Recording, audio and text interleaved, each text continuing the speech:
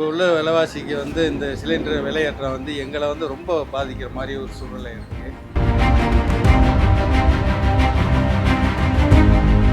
சென்னையில் அது மாதிரி தான் நடக்கும். என்ன பண்ண முடியும்? ஒன்றும் பண்ண கேஸ்லாம் ஒன்றும் பண்ண முடியாது.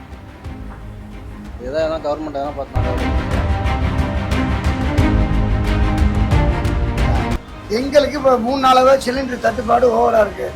பெரிய சிலிண்டர் வரல, சின்ன சிலிண்டர் வீட்டுக்கு போடுற சில்லோட போடலை.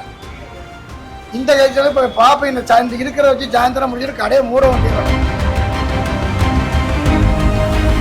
நமக்கு நியாயமாக காசு கொடுத்துக்கிற பொருளே கிடைக்காம இருக்க போகும்போது பதுக்கி வைக்கிற அப்போ இதே உருவாக்குற மாதிரி தான் இருக்கு.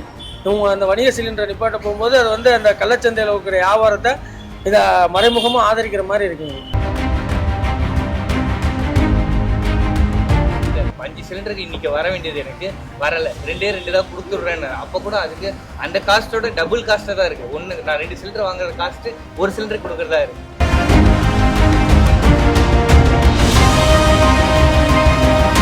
அப்புறம் என்ன முன்னாடி வந்தால் மாதிரி தான் எல்லாம் வறுமை போட்டு சாப்பாட்டுக்கு வழி இல்லாமல் பட்டினி பசி பட்டினி. வாழ்வாதாரத்தை ரொம்ப பாதிக்குது. என் குடும்பம் இதை நம்பி தான் இருக்குது, இந்த டீ கடை நம்பி தான். இப்போ பார்த்தீங்கன்னா இது இல்லைன்னா இன்னும் மோசமாயிடும், நிலமை ரொம்ப கிரிட்டிக்கலாக போயிடும். இப்போ வணிகத்துக்கும் தொழிற்சாலைகளுக்கும் வழங்கப்பட்டு வந்த அந்த சிலிண்டரை வந்து தற்காலிகமாக வந்து நிறுத்தியிருக்காங்க. இதை பற்றி என்ன நினைக்கிறீங்க? இது எந்த அளவுக்கு உங்களுக்கு பாதிப்பை ஏற்படுத்தும்னு நினைக்கிறீங்க?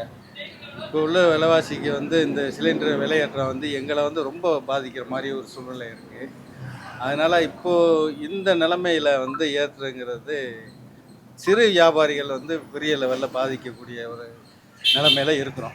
நாங்கள் வந்து இதுக்கு மேலே வந்து விலையேற்றமும் பண்ண முடியாது. டீயை வந்து 10 ரூபா 12 ரூபாக்குள்ளே தான் நாங்கள் விற்கிறோம். இந்த விலைக்கு வந்து இந்த சிலிண்டர் விலையேற்றம் எங்களை வந்து ரொம்ப இதாக பாதிக்குது. அது இப்போ எல்லாருக்கும் பாதிப்பு தான். நாங்கள் அந்த கடையை நம்பி இருக்கோம், இங்கே இந்த நம்பி லேபர் இருக்காங்க, ஹோட்டல்லே சாப்பிட்றவங்க எத்தனை பேர் இருக்காங்க, எல்லாருக்கும் பாதிப்பு. மளிகை சாமான் தான் டக்குன்னு இப்போ வாங்கிடலாம். இது முக்கியமானது, அது கவர்மெண்ட்டு தான் என்ன நடவடிக்கை எடுக்கணும். இது வந்து வியாபாரிகள் இடத்துல வந்து பெரிய ஒரு தாக்கத்தை ஏற்படுத்தும். அதுவும் இல்லாமல் அந்த அன்றாடம் வந்து இந்த தொழிலை நம்பி இருக்கிறாங்கல்ல, கூலி தொழிலாளி, உங்களுக்கு வந்து இது வந்து ரொம்ப ஒரு பெரிய பாதிப்பு ஏற்படுத்தும். ஏன்னா அது வந்து பெங்களூர்லாம் வந்து இப்போ பாதி கடை மூடிட்டாங்க.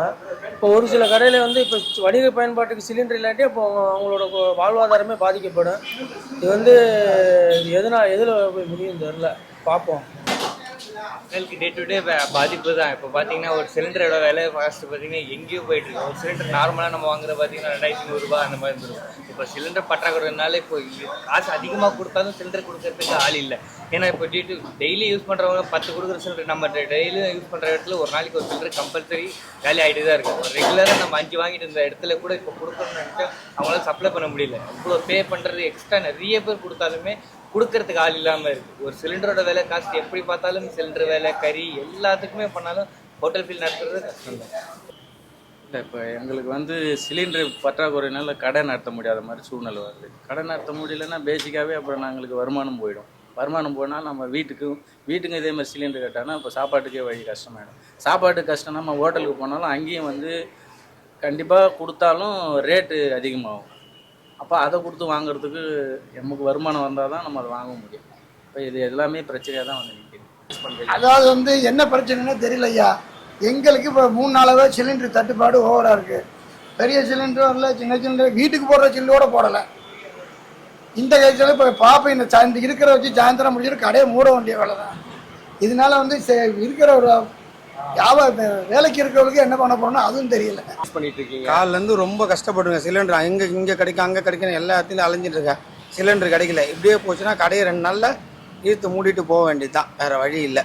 ஆல்மோஸ்ட் வந்து பார்த்தீங்கன்னா பெங்களூர்லாம் நிறைய ஹோட்டல்ஸ்லாம் வந்து மூடிட்டு வராங்க. இந்த சூழ்நிலை இப்படியே நடந்துச்சுன்னா எந்த மாதிரியான பாதிப்பு ஏற்படுத்தும்? அது பொதுமக்களுக்கு எந்த அளவுக்கு பாதிப்பு ஏற்படுத்தும்? பொதுவாகவே பொதுமக்களுக்கு இதனால் பாதிப்பு தான். இந்த பாதிப்பு வந்து ரொம்ப ஏற்றத்தை வந்து கொஞ்சம் குறைச்சி கன்செஷன் பண்ணால் நல்லா இருக்குன்னு நாங்கள்லாம் விரும்புகிறோம்.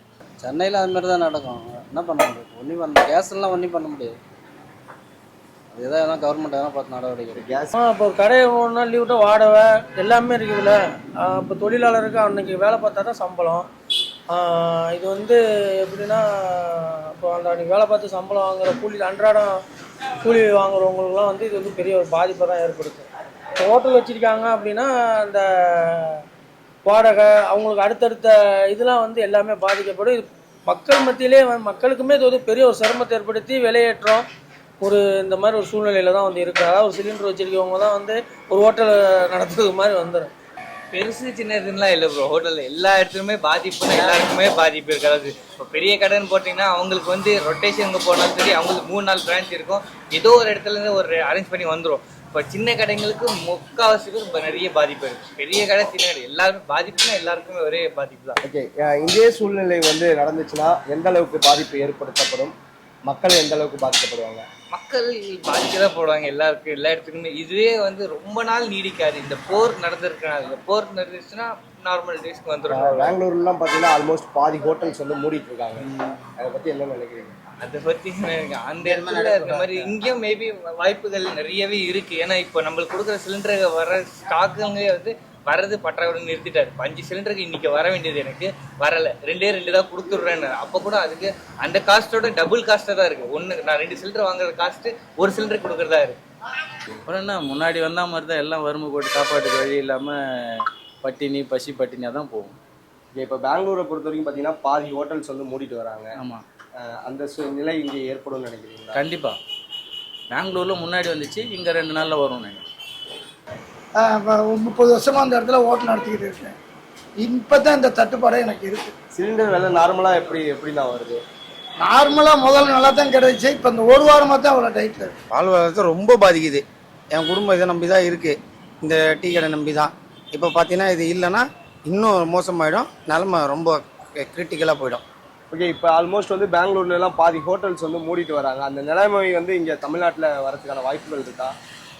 இப்போ கரெக்டாக சொல்ல முடியல. அவங்க இப்போ 2 நாள் முன்னாடி மூடினாங்கன்னா நம்ம இன்னும் ஒரு 2-3 நாள் கழிச்சு மூடுவோம், அவ்வளோதான் வித்தியாசம். கன்ஃபார்மாக மூடுறது தான். ஓகே, இப்போ மத்திய அரசு ஒரு சட்டத்தையும் நடைமுறைக்கு கொண்டு வந்து வச்சுருக்காங்க. இப்போ ஒரு வீட்டில் வந்து 2 சிலிண்டர் அது மாதிரி இருந்தால் ஓகே, அதன் மேலே ஏதாவது இந்த சிலிண்டரை பதுக்கல் பண்ணி வச்சுருந்தாலும் அதெல்லாம் சிறை உறுதி அப்படிங்கிற ஒரு விஷயத்தை சொல்லிட்டு வராங்க. அது எந்த அளவுக்குங்கிறது நமக்கு தெரியாது. நாங்கள் வந்து 2 சிலிண்டர் தான் யூஸ் பண்ணுறோம், அது கடை சிலிண்டர் தான் யூஸ் பண்ணுறோம், கமர்ஷியல் தான் யூஸ் பண்ணுறோம். ஓகே, இந்த சிலிண்டர் விலையெல்லாம் எப்படின்னா இருக்குது? சிலிண்டர் விலை ஏற்றமாக தான் இருக்குது. நம்ம இவங்க 10 ரூபா ஏற்றுனாக்கா வியாபாரியை வந்து 20 ரூபா ஏற்றுறாங்க, நமக்கு 50 ரூபா இப்போ எக்ஸ்ட்ரா வந்திருக்கு. அதனால் கொஞ்சம் சிரமமாக தான் இருக்குது. தேங்க்யூ. ஓகே பிரதர், அதே மாதிரி வந்து பார்த்தீங்கன்னா சமையல் எரிவாயு, இந்த டீசல், பெட்ரோல் இதெல்லாம் வந்து பதுக்கி வச்சுருந்த கள்ளச்சந்தையில் விற்கிறாங்க, அவங்களெலாம் கைது பண்ண போகிறோம்.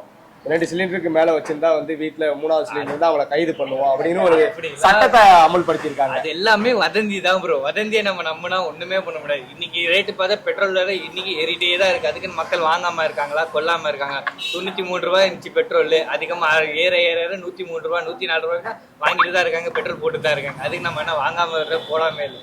அது எடுத்துறது, அதை வதந்தியை நம்ம நம்ப கூடாது. நம்ம இன்னைக்கு என்ன இருக்குது அவ்வளோதான் பார்த்து போயிட்டு இருக்கு. ஓகே, கேஸ் விலை அதிகமாக தான் இருக்குது. நாங்கள் டீ விலை 10 ரூபா தான் கொடுத்துட்ருக்கோம். ஆனால் கேஸ் விலை அதிகமாக இருக்குது புதுசாக. ஏன்னா எங்கள் வந்து பழைய கஸ்டமர் தான், புது கஸ்டமர் கிடையாது. அவங்க 2 ரூபா அவங்களே ஏற்றினா அவங்க எங்கிட்ட சண்டைக்கு வருவாங்க. இதுதான் ரொம்ப போராட்டமாக இருக்குது இன்றைக்கி தொழில் பண்ணுறதுக்கு. ஓகே, நான் இப்போ பெட்ரோல், டீசல், இப்போ சமையல் எரிவாயு இதெல்லாம் வந்து பதுக்கி வச்சுருந்தா சிறை தண்டனை அப்படிங்கிற ஒரு விஷயத்த வந்து சொல்கிறாங்க. இது எப்படி பார்க்குறீங்க? ஏன்னா திடீர்னு மத்திய அரசு இப்படி ஒரு சட்டத்தை கொண்டு பதுக்கி வச்சு அது வியாபாரம் பார்த்தா அது தப்பு தான், அது மாற்று கருத்து இல்லை. நமக்கு நியாயமாக காசு கொடுத்துக்கிற பொருளையே கிடைக்காம இருக்க போகும்போது பதுக்கி வைக்கிற, அப்போ இதே உருவாக்குற மாதிரி தான் இருக்கு. இவங்க அந்த வணிக சிலிண்டரை நிப்பாட்ட போகும்போது அது வந்து அந்த கள்ளச்சந்தையில் இருக்கிற வியாபாரத்தை இதை மறைமுகமாக ஆதரிக்கிற மாதிரி இருக்குங்க. இது நம்ம கருத்து. ஓகேண்ணா, இப்போ சிலிண்டர்லாம் வந்து ரேட் எப்படி வந்துட்டு இருக்கு? சிலிண்டரு இப்போதைக்கு எல்லாமே ஒரு 2000 ரூபா. ஒரு வணிக சிலிண்டர் இப்போ வந்து 2000 ரூபாய்க்கு மேலே தான் கிடைக்குது. அது வாங்குறதே ஒரு பெரும் திண்டாட்டமாக இருக்குது. வாங்கி நம்ம அதை போட்டு வியாபாரம் பார்த்து அதை காசு எடுத்து இது பண்ணுறது கொஞ்சம் கஷ்டம். ஓகே, ஒரு பெரிய பெரிய ஹோட்டல்ஸ் வச்சுருந்தா சரி, அதுக்கேற்ற மாதிரி ஒரு ரேட் இருக்கும். இப்போ சின்ன சிறு வியாபாரிகள் வந்து அதுக்கான ரேட்டை வந்து இப்போ ஏறும்போது இங்கே பொருளில் தானே விலை அதிகமாகும், லாபம் குறையும். அதாவது வந்து என்ன சொல்றேன்னா அவங்களோட வாழ்வாதாரம் பாதிக்கப்படும். இதை நம்பி அவங்க பல இது வச்சுருப்பாங்க, அந்த இதெல்லாம் பாதிக்கப்படும். நல்லதுதான்றேன். கண்டிப்பாக அப்படி மறைச்சி வச்சதுனால விலை ஏறுது இல்லையா? இப்போ அது வந்துச்சுன்னா நமக்கு இந்த கஷ்டம் இல்லை. மறைச்சி வைக்கிறது, தண்டனை கொடுக்குறது நல்லது தான். அதெல்லாம் நம்ம பதுக்கி வைக்கிறது இல்லை. அது வந்து யாரும் பேர் முடியாது. நம்ம அன்றாடம் கமர்ஷியல் வாங்கி இதை பெரிய சிலிண்டர் வாங்கி போட்டு இடையில வியாபாரம் பார்த்துக்கிறோம். இப்ப பெங்களூர்ல நிறைய ஹோட்டல்ஸ் வந்து மூடிட்டாங்கண்ணா இதனால. அப்படியா? அந்த சூழ்நிலை இங்க ஏற்படும் நினைக்கிறேன். இந்த சூழ்நிலை கண்டிப்பாக ஏற்படுற வாய்ப்புகள் உண்டு. மெயினாக தள்ளுவண்டி கிடைப்பாக மெயினாக ஆகும். பெரிய ஹோட்டலில் என்ன பண்ணுறாங்கன்னு தெரியாது. நானே ஒரு சின்ன ஹோட்டல் வச்சுருக்கேன், எனக்கே இந்த சூழ்நிலைன்னா இனிமேல் எல்லாருக்கும் என்ன சூழ்நிலைன்னு தெரியாது.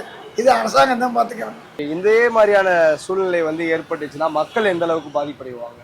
மக்கள் பாதிப்படைகிறாங்களோ, கடைக்காரங்க மொத்தமாக பாதிப்படைப்பாங்க. அதுக்கப்புறம் தான் மக்கள் பாதிப்பாவாங்க. இப்போ அதே மாதிரி வந்து பெட்ரோல், டீசல், இந்த சமையல் எரிவாயு இதெல்லாம் பதுக்கி வச்சிருந்தா கைது செய்யப்படும் அப்படின்னு சொல்லிட்டு ஒரு சட்டத்தை அமல்படுத்தியிருக்காங்க. அது நமக்கு கரெக்டாக தெரியல. அதை பற்றி நம்ம எதுவும் சொல்கிறதுக்கு இல்லை.